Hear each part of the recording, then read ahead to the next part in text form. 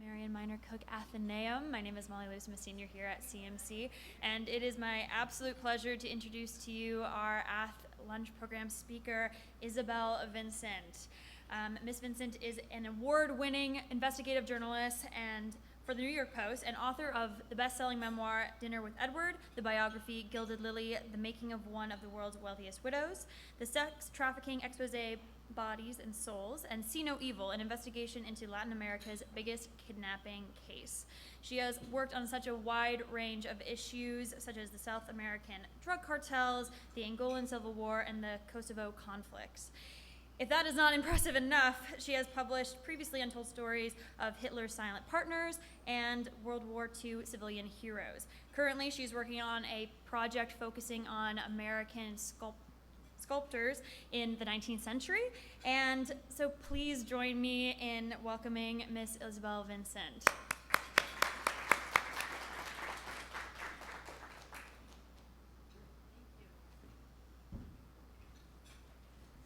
Oh, I have to work my own slides? All right. I'm assuming that, let's see. Okay, we're good. I got it. Yeah, thank you. I have issues with technology. Thank you so much. It's a real pleasure to be here, and thank you to the school, and thank you for everybody who's worked to bring me here. And to speak about Ida and Louise Cook. But before I start speaking about my current book, I was asked a very interesting question about how I got into, like, I'm a reporter. I report on usually corrupt charities and politicians at the New York Post, and how I got into doing World War II stuff. And it actually started in high school. I grew up in Canada. I grew up in Toronto, and I attended a high school that had mostly Jewish kids. It was a public school, so we got all of our Jewish holidays off. It was great. But I had a teacher in grade 13. In Canada, we had grade 13 up until a few years ago. And she was an English literature teacher, and the course that we did that year was called Man's Inhumanity to Man. And we studied the Holocaust, and I was just blown away. And at the end of the year, I guess I had written the best essay in the class. And she surprised me, my teacher Susan Soberman, and she took me to meet Elie Wiesel, who was speaking in Toronto at that time. I must have been 17, I think, at the time. And unbeknownst to me, she'd given him my essay. And it was, I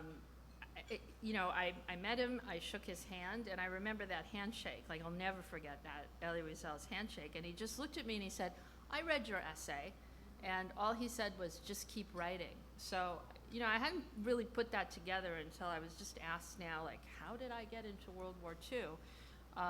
Because it seems like, something that's really far afield, but I wanted to talk a little bit about my research on this book and sort of relate it to what I do in my daily life as a reporter. And I wanted to start with a quote from Professor Wendy Lauer's brilliant book, The Ravine, which is like a brilliant piece of research. If you guys haven't read it, you really need to read it. And she says, research on the Holocaust has grown into a multidisciplinary endeavor, bringing together myriad professionals and laypersons in a rare case of international solidarity that sadly was not available to the millions of victims during the war. Now, I would add to that investigative journalism. I'm not a historian. I have a degree in Renaissance, a BA in Renaissance literature from the University of Toronto, which has not really helped me all that much, but it has helped with sort of the, all school helps as far as I'm concerned. It doesn't matter what you study. As long as you don't go and study journalism on its own. We had a whole discussion of how you really, if you want to be a reporter, you really need to bring something else to it, like a different language or the study of a different discipline. It's not hard being, writing a story and learning to do stuff like that. So I wanted to talk about how journalism really informed the story of these two sisters. Ida and Louise Cook were civil servant clerks in England in the 1920s and the 1930s. Louise is the taller one. She's the older sister, and Ida is at her side. I think this picture was taken about 1923, which is when they became opera fans, like crazy opera fans, opera groupies. At the time when opera divas, like these great singers, were as popular as Kim Kardashian is today. I mean, there were fawning stories about them in the newspapers, you know, all of it really positive, like the scandals weren't reported. I mean, my book goes into a lot of the scandals in the opera world. So I wanted to tell their story because they make friends at one point with the Austrian conductor Claremont, and he's very ambitious conductor who ends up becoming Hitler's favorite conductor. And at one point he says to Ida and Louise, I need your help saving Jewish musicians and Jewish opera scholars from the Nazis. And they do. And part of the reason they do is that they fall in love with Claremont. I mean, he's a very, see if I have a picture of him. No, we have, that's not working. Okay, we'll pass it on. Okay, this, just back up a bit. This is Amelita Galli-Curci, and she's one of these great divas that I was talking to you about. They first hear this aria, Un bel di Vedremo, from Madame Butterfly, and both sisters are captivated, and they go to every concert that she does in London in about 1924. And at the end of the last concert, they wait for her backstage, and they say, where can we hear you sing more opera? Because these were song cycles she was doing. They weren't quite, she was a great soprano in that, and she wasn't singing opera in London. And she said, I only sing opera at the Metropolitan Opera in New York. And so Ida, on the spot, says, okay, we'll go to New York. So it takes them 2 years to save their money to go to New York. And that's, I think they're making like £2 a week. So they go without lunches, they walk to work. They make all these sacrifices to be able to save £100 each to go to New York City. They're on the boat to New York. People hear about this, you know, great thing that they've done. They're going to New York. They've saved all this money. When they land in New York, the New York Times calls them at their hotel because they've heard about these two women who have done this. And the next day, like, there's a story on the front page of the Times, and with this immortal opening paragraph, Ida and Louise Cook, comma, two members of the working girl class, comma, blonde, comma, and it goes into like the fact that they've saved all this money. Why am I telling you this story? Because it shows that when given a task and when given a challenge, they will do anything to complete that. It shows their perseverance, it shows their courage, and these are things, these are attributes that help them when Claremont comes to them and says, I need you to help me save these Jewish musicians. So they become friends, Ida and Louise and Amelita Galli-Curci. And this is a letter that I found from Galli-Curci at the Victoria and Albert Archives in London, where the Cook's papers are kept. When I say Cook's papers, it's not very exciting. It's like, well, I guess it's exciting if you're really into opera.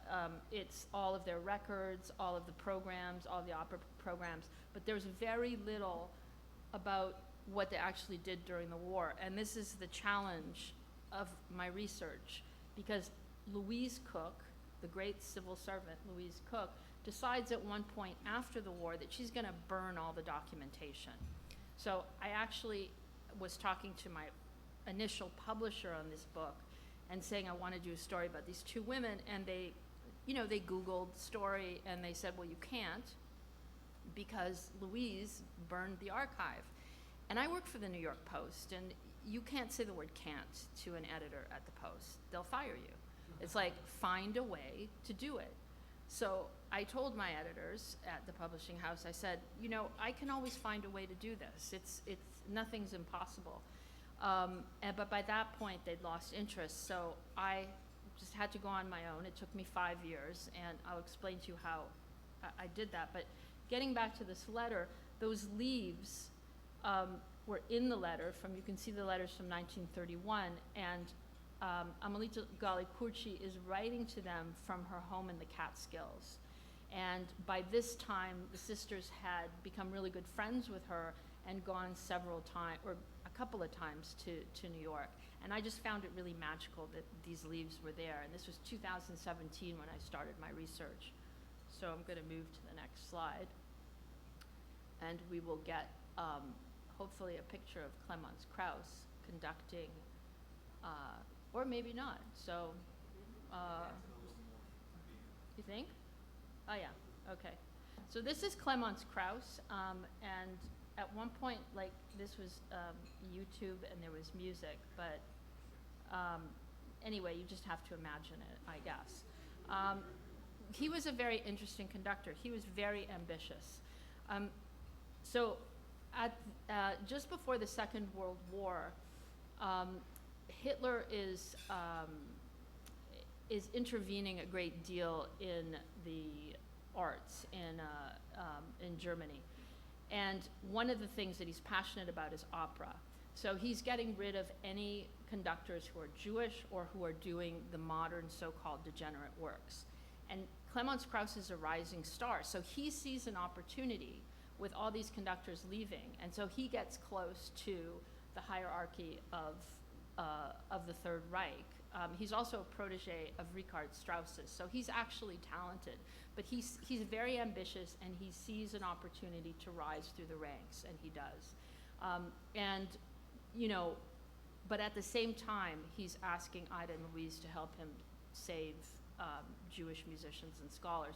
And one of the interesting things I found, and this gets to my research, in the archives in Munich were letters that he sent to Martin Bormann, Hitler's secretary.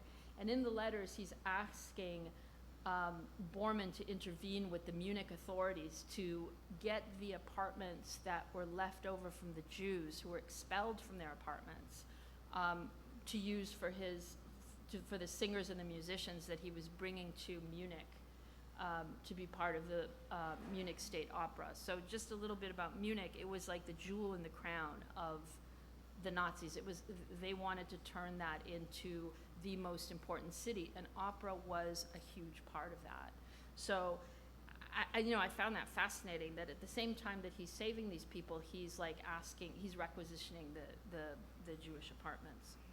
Let's see what we have next. Oh, so here he is. So you can tell, so he's like this brooding, kind of good-looking celebrity, and Ida and Louise sort of fell in love with him. This is what people who knew them said, and they said that they would have done anything for him. So one of the main, so getting back to my research, the first thing I went to were the Yad Vashem files on Ida and Louise Cook, because they were made righteous among the nations in 1965, so there had to be a file there. I was able to piece together a lot of what they had done from the letters in that file. So in the Yad Vashem files, Yad Vashem asked a lot of the people that they'd saved. I think they asked all 29 refugees that they'd saved to write in and tell the story. So all 29 were not there. I guess people didn't respond, but many of them were. So I was able to trace what had happened to these people before the war and how they got out of, how Ida and Louise got them out of Austria and Germany. Now, one of the things they did is Clemence Krauss would set up operas for them on the weekends, because they were civil servants, so they didn't have time off, but they had their weekends off. And so they would go to Munich from London, or they would go to Vienna or Berlin to ostensibly to attend opera performances. During the day, they would meet with their would-be refugees, and it became like this military operation. So a lot of people had converted their assets to jewelry, to fur coats. Ida and Louise would go and they would take this jewelry, they would plaster it on their dresses. It was like the first thing they did when they arrived in the Third Reich, and they would wear it all to the opera. And then at the end of the weekend, they would leave the country with the jewelry, and they figured, you know, they're putting this jewelry on their Marks and Spencer cheap dresses, so it's all gonna look fake. And in fact, it was real. And because they were, you know, people didn't give them a second look, they were kind of plain looking. So the border guards just kind of left them alone, and they were able to do this over and over again. With the fur coats, they actually in London would ask women on the street if they could take out the labels, the British labels of the British fur coats, and they would take these labels with them to Austria and Germany. They would grab the fur coats of people who were wanting to leave, and they would sew in the British label. So, I mean, all of this stuff was done at a time when Jews wanting to leave the Third Reich couldn't leave with any of their assets. I mean, I think it was like 14 Reichsmarks at the beginning, and then it was lowered. So if you wanted to leave, and you were still able to leave at that time, that's how Ida and Louise got stuff out. One of the other things that was very interesting in the archives is that these two sisters found a way to launder money through opera tickets. So they would write Clemens Krauss's secretary, a man who was a Nazi, and they would ask for like 80 opera tickets to a performance. And I thought, 80 opera tickets, what are they doing? And Ida would write these nice letters and say, oh, we can just manage the weekend fine if, you know, we can bring all our friends to the opera. So what they would do is they would get the would-be refugees to pay for the lodging and the opera tickets, and then the refugees would only get their money back when they made it into London. So no money like crossed a border, but people got their cash. And I'm like, it's gotta be the only instance where money was laundered through opera tickets. And I couldn't believe what I'd found.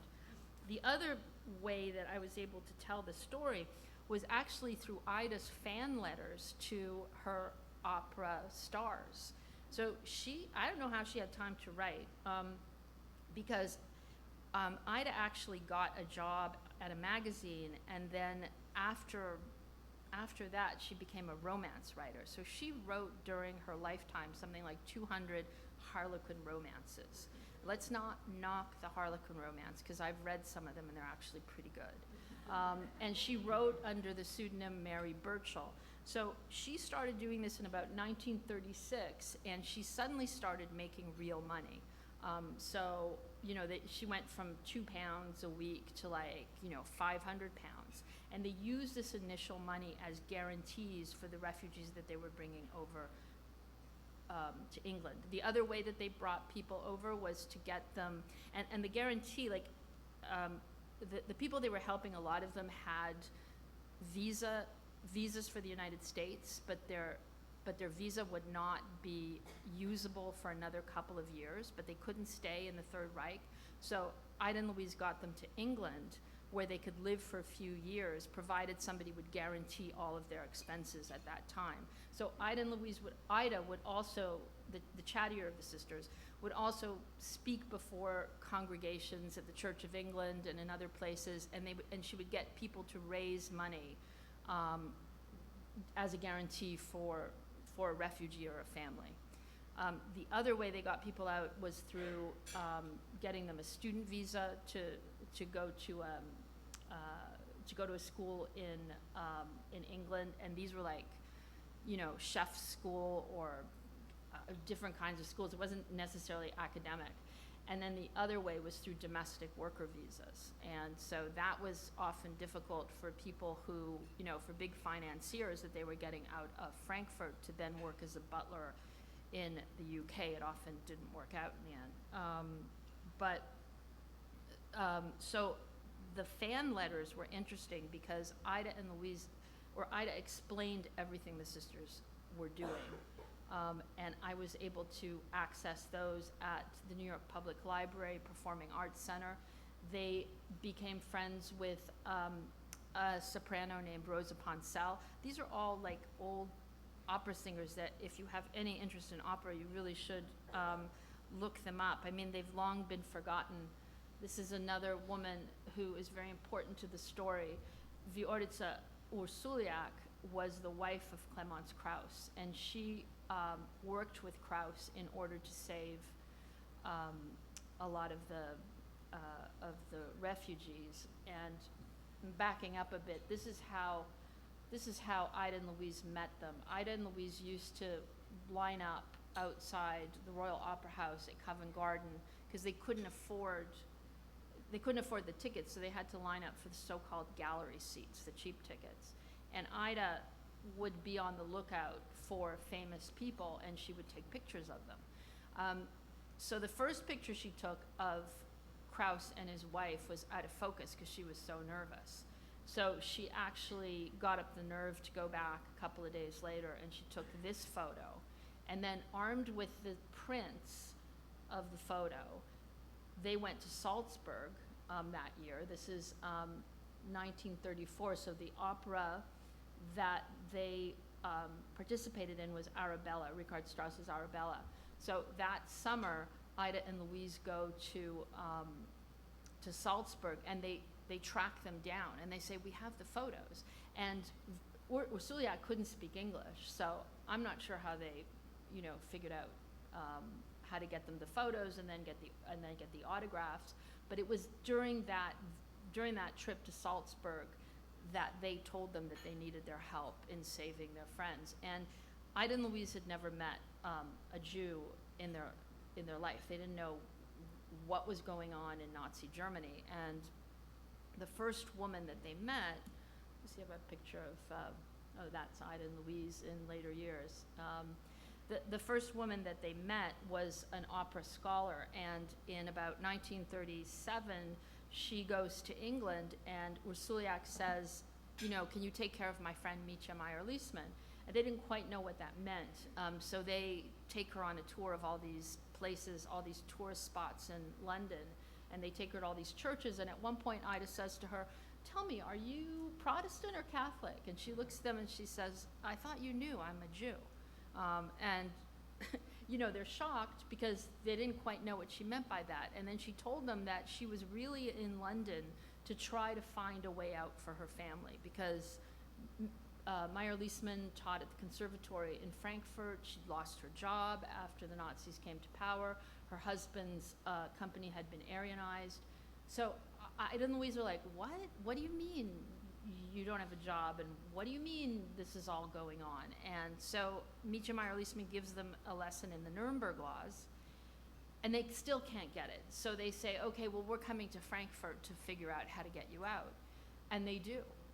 And they become so popular in the years before the beginning of the Second World War, while Jews are trying to get out of Austria and Germany, that people send these desperate letters to British consulates in Germany and Austria just to Ida and Louise. Not even Ida and Louise Cook, but Ida and Louise. Like they became famous within that underground. And then, quickly forgotten after the war. And, I have some theories about why they're forgotten. At the time that they were made righteous among the nations, 1965, so you've got Raoul Wallenberg and Oskar Schindler, who everybody here, I'm sure, knows those names.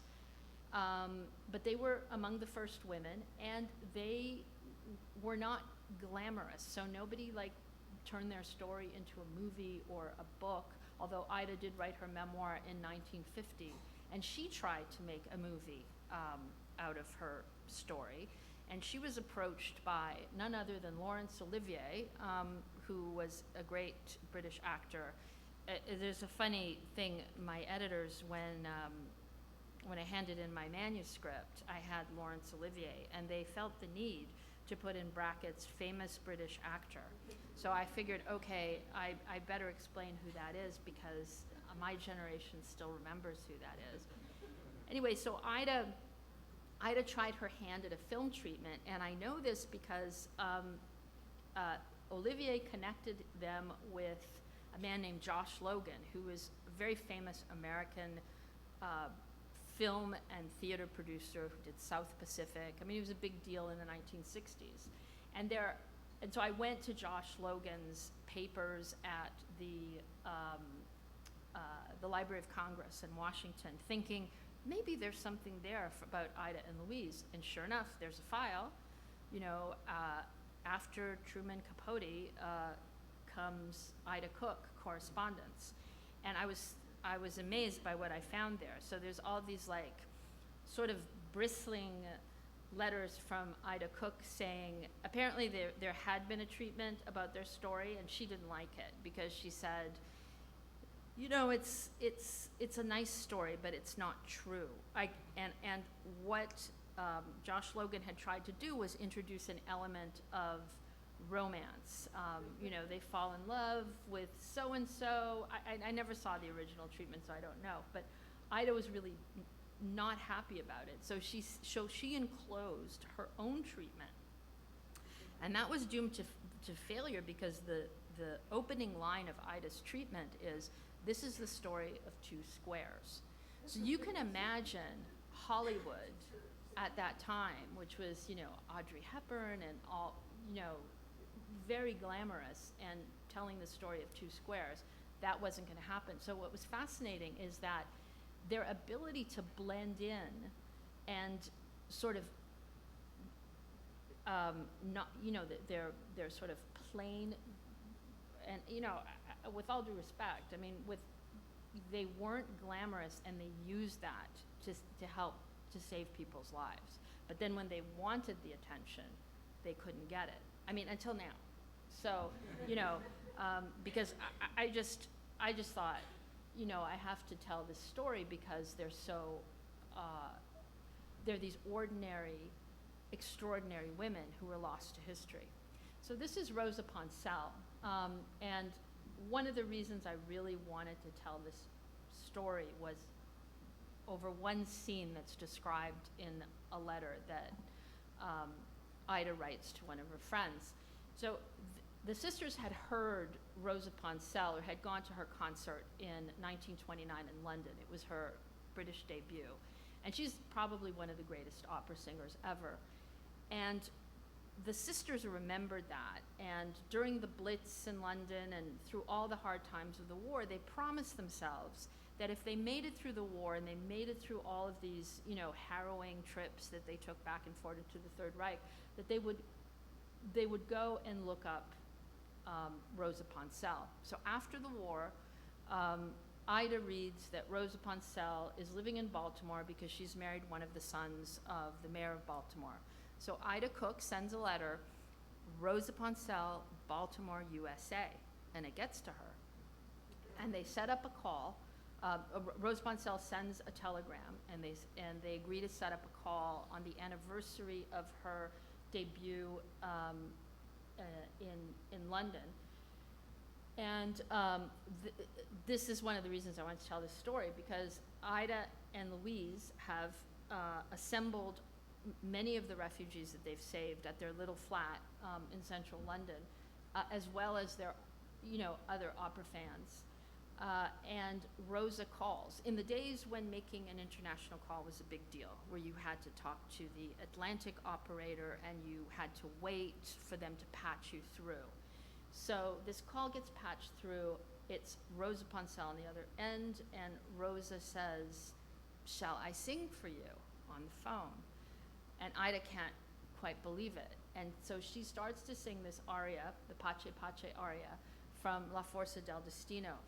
And Ida begins to pass the phone to the 30 people that are in the room so they could get, you know, they could hear even like a few seconds of this magical voice. And when I read that, I was like, oh my God, what a story. I mean, what a scene. I have to tell this story. So I'm sort of skipping around here, but this is Georg Maliniak, and this goes back to my research. He was a Polish Jew who was the deputy conductor in Vienna under Clemens Krauss. And he was one of the last people that the Cooks saved, like just before the war started. And they helped him get out of Vienna, as well as his wife and and their daughter. What I was fascinated with in this book is, like, you read all these Holocaust stories of people getting saved, but then what happens to them afterwards? How do they live their lives? What do they carry with them, the trauma, what goes on? So the family is all safely in London. They've made it through the war, and he gets an opportunity. He really wants to be a conductor again. And he gets the opportunity with this little opera company to do a Mozart opera. But at the last minute, the opportunity is taken away from him. So what he does on the day that he was supposed to conduct the opera, he dresses up in the morning in his tuxedo, and he turns on the gas in his kitchen, and he gasses himself to death. So his mother had died at Auschwitz in a similar fashion. And the reason we know this is because of the medical examiner's report in London. The report was so amazing. I mean, it had that detail that he was found wearing this tuxedo. It had the details of when he was supposed to do this opera. So I feel like, I sort of brought him back to life in a way, because he was not well known. And the German language researcher I was working with actually created in German a Wikipedia page for him. But I just thought it was such a harrowing, sad story that Ida never addressed in her little memoir. So she did write this memoir in 1950, but it was very elliptical, and you didn't know what had happened to people. So it's just, it's part of my point earlier on that public records research plus, and again, it was a dogged effort to get this, really helped sort of put together the pieces to tell this larger story. It was archival research. I'm a fellow at the New York Public Library, and in the, I have a little office there. It's one of my proudest achievements. But when I was writing this book, I presented it to the librarians and people at the library, and after my presentation, one of the librarians paid me the greatest compliment. She said, "This is like a masterful epistolary piece of research." So, meaning stringing together letters to tell this story. So I was really happy. I didn't need anything else. But I'm going to stop there and just see if you guys have any questions. I don't even know what, sorry, there's 5 minutes for questions. I could go on. Thank you.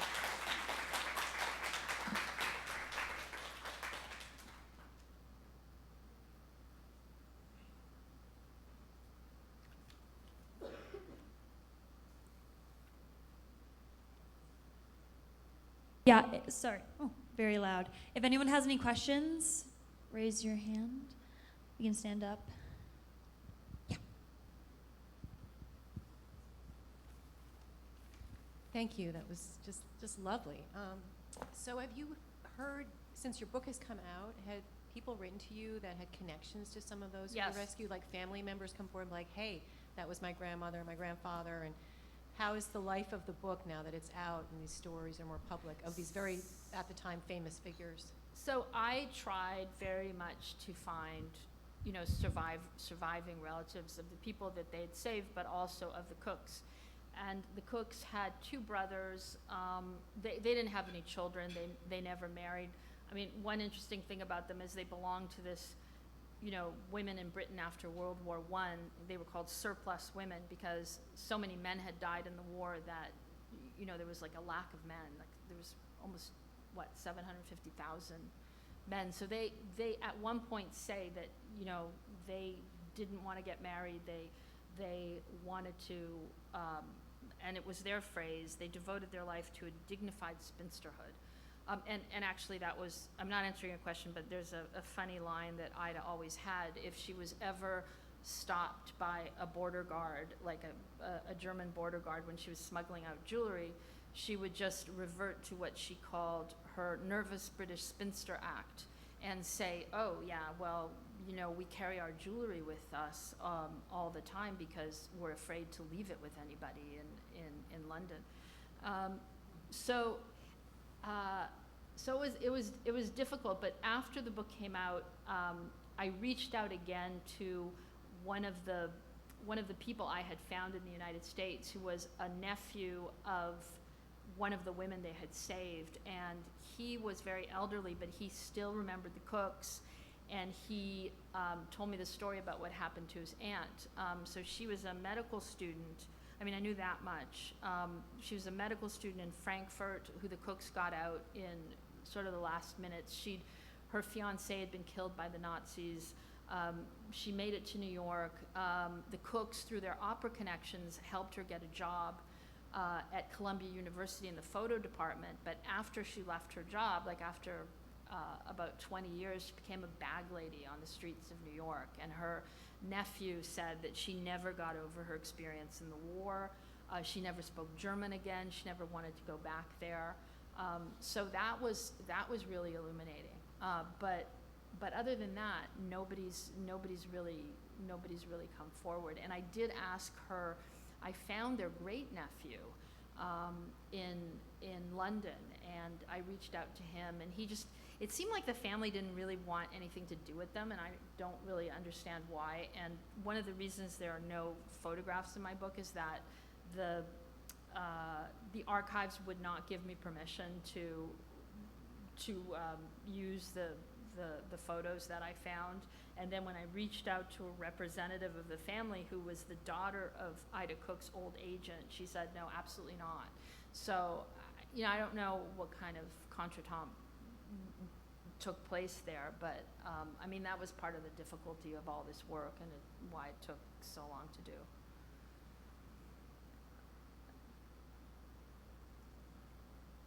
Hi, 2 questions. One, what happened to the conductor, Klaus, and his wife? And the second one is, have you been in touch or anything with the Simon Wiesenthal Center? Because you know how they track a lot of this information, and I was just wondering if they had... With which center, sorry? Simon Wiesenthal, you know the... Yes. No, but I've been in touch with like a lot of other places, like they're in the back of my book, and I actually found like these original World War II histories of people related to the people that they'd saved. So that was really that was really useful.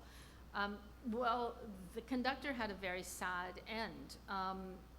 He after the war, he went through a denazification trial in Vienna. Even though he was never a member of the Nazi Party, he was made to suffer precisely, and this really sort of threw me, like the politics of the classical music world in Germany and Austria was so intense. Like, they were mad at him in Austria. They said he committed treason in Austria because he took away some of Austria's finest musicians and had them in Munich. Like, they never forgave him for that. And so the people who were judging him were the people that were mad at him, like, before the war had even started. And so that was all documented. So they, in order to punish him, they wouldn't allow him to be the director of an orchestra in Vienna or in Austria again. And that for him was like a really big deal. He was such a proud Austrian. So everywhere he went, like, he traveled around the world doing concerts, and everywhere he went, like, he was picketed, he was called a Nazi. Eventually, I don't want to like give stuff away, but he died of a heart attack in Mexico City after a performance. And the stress just sort of killed him. Now, Ida in her letters to Yad Vashem in the 60s said, "Thank you very much for honoring me and my sister, but you really need to honor Claremont Krauss and his wife, because they were really the mainsprings of our work, and without them we never would have done it."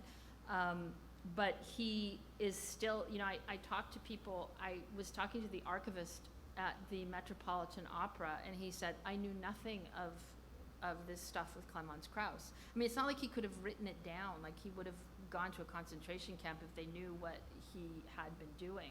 So I think he's, in the same way Oskar Schindler was a very complex hero, war profiteer, employing slave labor, but also saving people. I mean, Clemens Krauss is also the same kind of very complex hero.